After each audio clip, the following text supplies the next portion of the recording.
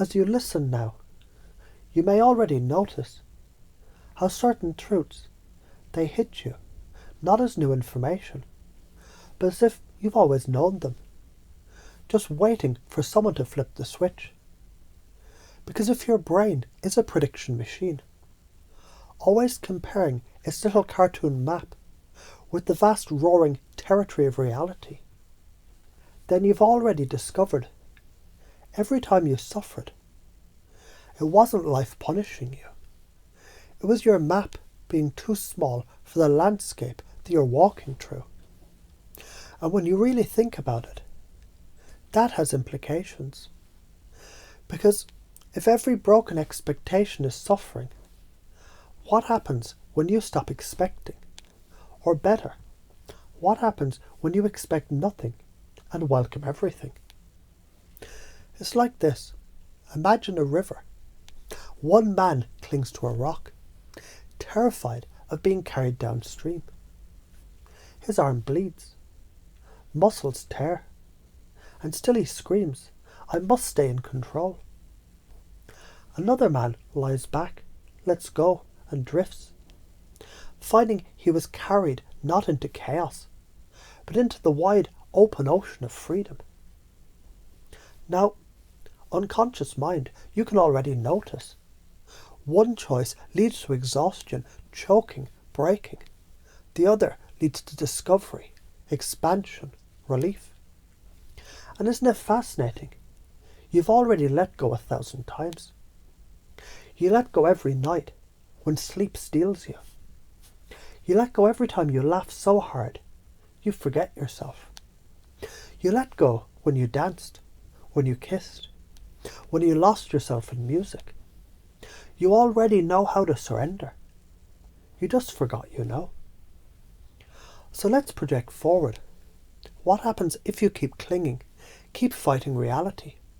Stress becomes sickness, tension becomes disease, control becomes collapse. Your story eats you alive until there's nothing left but a brittle shell screaming, "I."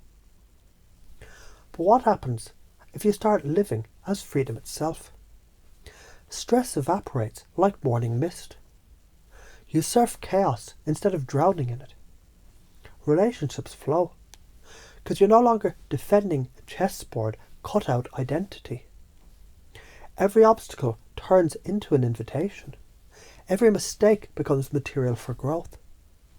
And that's the difference between decades of suffering and a lifetime of play. You can't let go, and yet you already do, every night in sleep. If I don't control things, they'll fall apart. But hasn't every attempt to control made things fall apart faster? But who am I without my identity? Free, fluid, able to play any role instead of being trapped in one costume forever.